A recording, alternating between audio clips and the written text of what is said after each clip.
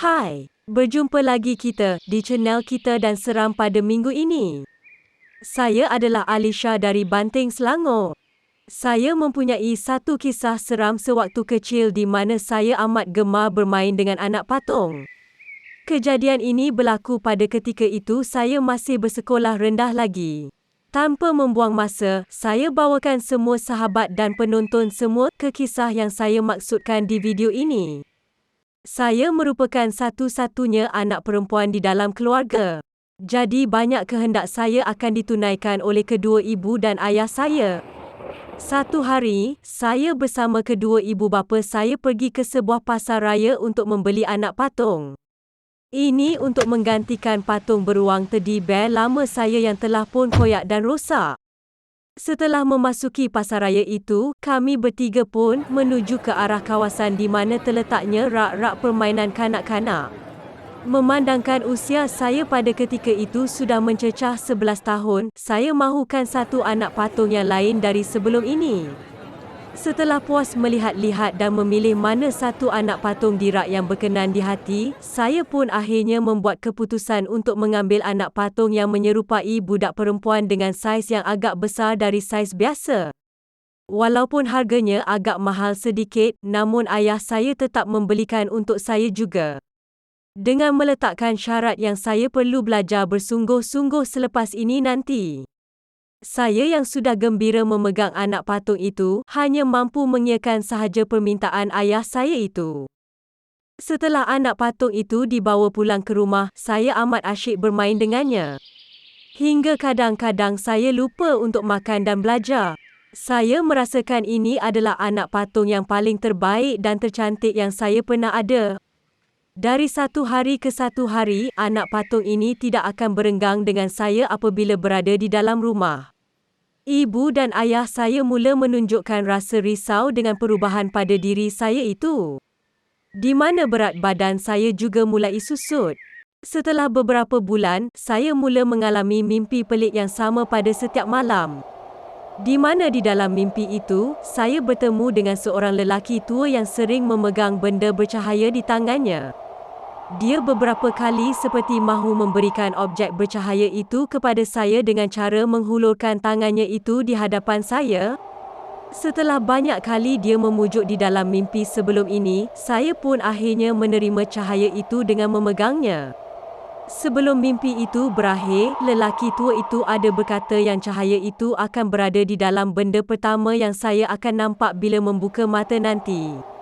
Saya tidak faham apa yang dimaksudkan oleh orang tua itu kerana saya masih lagi kecil dan mengantuk ketika tidur itu. Pagi itu, saya bangun dan terus mencari anak patung saya tanpa menghiraukan mimpi yang saya alami pada malam tadi. Saya pun segera mengambil dan memeluk anak patung itu sambil berkata, kita akan jadi kawan yang baik selamanya. Terasa lembut sekali patung itu apabila dipeluk dan ini membuatkan saya amat berasa selesa sekali. Tiba-tiba, ibu saya masuk ke dalam bilik sambil bertanyakan keadaan saya pagi ini. Dia suruh saya bangun dan segera mandi. Ibu meminta untuk membantunya dengan tugas-tugas di dapur, memandangkan hari itu adalah hari cuti sekolah. Ibu juga bertanya sama ada saya bangun sembahyang subuh pagi tadi atau tidak. Saya dengan rasa takut-takut pun memberitahu kepada ibu yang saya tidak bangun untuk sembahyang subuh pagi itu. Mendengarkan jawapan itu, ibu mula menaikkan suaranya dan marah sekali. Dia kemudiannya pergi dan keluar dari bilik selepas itu. Saya yang tinggal dalam bilik itu merasa sedikit tersinggung dengan nada suara ibu tadi. Pada malam itu, setelah semua orang sudah tidur di bilik masing-masing, ibu terdengar tapak kaki berjalan-jalan dari arah dapur. Dia pun segera keluar dari bilik tidurnya untuk melihat apakah yang sedang berlaku di sana. Sampai sahaja ibu di dapur, dia melihat seperti ada kelibat anak kecil sedang memerhatikan tempat pisau disimpan dan dalam posisi membelakanginya.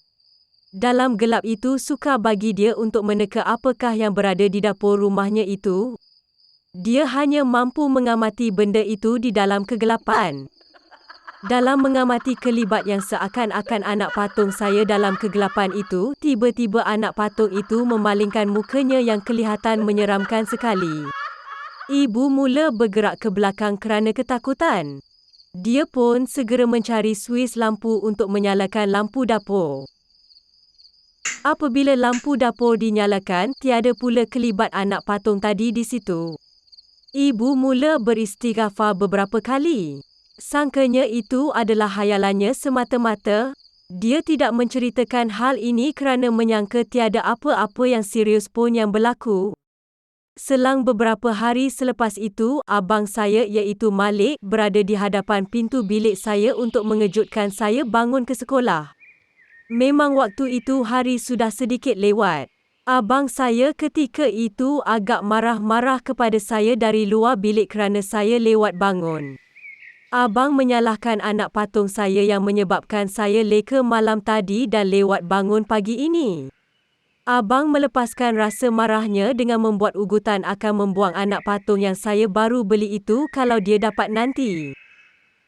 Mendengarkan ugutan abang itu, saya pun meradang jadinya. Saya turut menjerit dari dalam bilik yang saya akan segera bangun dan tak perlulah abang menjerit-jerit macam itu. Saya siap memberi amaran kepada abang agar tidak hampir dan menyentuh anak patung saya di dalam bilik. Abang pun berlalu dari depan bilik saya dengan berbisik-bisik marah, seolah-olah geram dengan tindakan saya yang membalas cakapnya tadi. Pada petang itu, suatu perkara telah pun berlaku. Ketika abang masuk ke bilik air untuk mandi dan bersiap untuk sembahyang maghrib malam itu. Seperti selalu, dia akan mencermin dirinya sebelum keluar.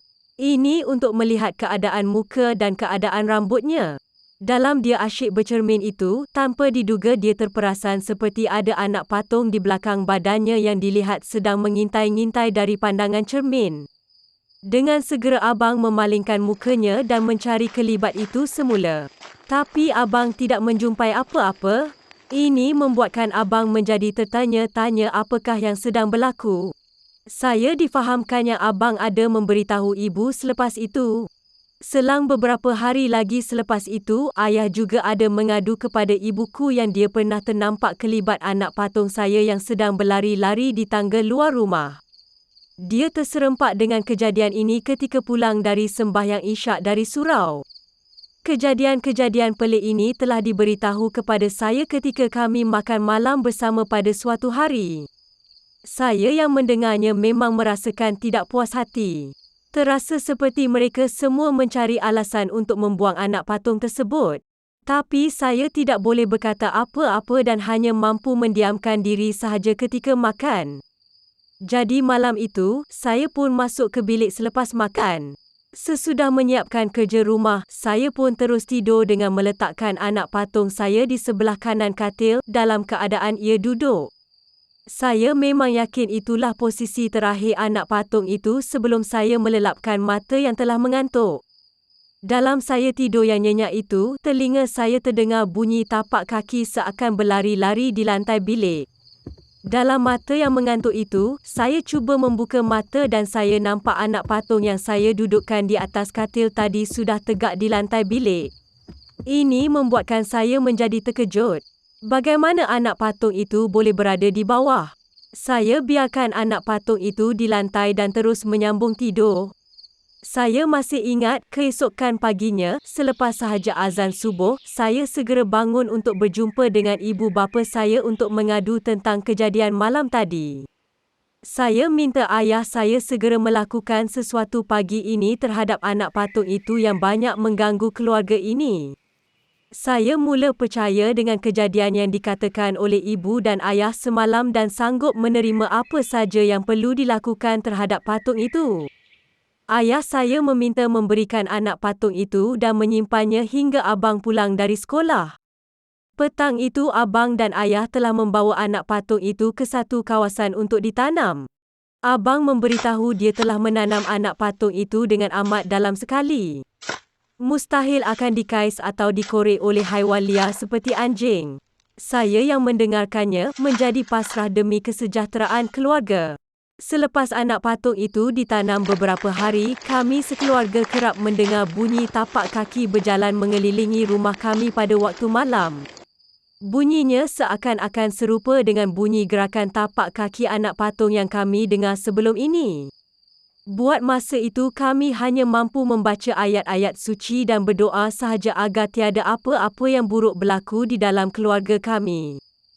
Saya pula ada menerima beberapa mimpi didatangi oleh orang tua sebelum ini untuk beberapa malam. Orang tua itu kelihatan sepertinya marah dengan berkata, "Pulangkan semula.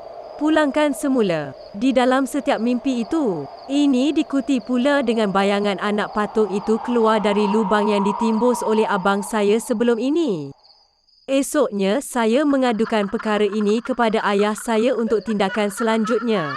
Pagi esoknya, ayah saya secara bersendirian telah pergi ke tempat di mana anak patung itu ditanam sebelum ini. Kelihatan tanah di situ telah menjadi rata dan tiada kesan aktiviti pengorekan berlaku. Apabila ayah saya mengorek semula tanah itu dengan tujuan untuk mencari anak patung tersebut, dia mendapati anak patung itu telah pun hilang dan tiada di dalam tanah tempat dia timbuskan anak patung itu bersama abang saya sebelum ini. Padanya mustahil lubang itu salah digali tempatnya kerana terdapat tanda yang diletakkan oleh ayah untuk menandakan kedudukannya. Bagi mengelakkan gangguan terus berulang, ayah saya telah memanggil seorang dari masjid berdekatan untuk cuba membantu kami dari terus diganggu. Orang itu cuba melakukan apa yang terdaya melalui doa, bacaan ayat-ayat suci dan solat hajat. Selebihnya dia meminta kami sekeluarga untuk memperbanyakkan aktiviti keagamaan seperti solat sunat dan sebolehnya membaca Al-Quran setiap hari. Kami pun mengambil pesanan orang itu dengan serius sekali. Banyak yang kami lakukan seperti yang dicadangkan. Lama-kelamaan gangguan itu terus menghilang. Saya pun tak ingat bila benar-benar gangguan itu berhenti disebabkan kesibukan urusan kami selepas itu. Bagaimanapun kami tetap bersyukur dengan keadaan ini. Itulah kisah pengalaman dari saya, bak kata orang-orang dulu, yang mana baik kita jadikan tauladan dan yang buruk kita jadikan sempadan. Diharapkan semuanya terhibur juga hendaknya. Terima kasih menunggu hingga kesudahan cerita. Sehingga kita bertemu lagi.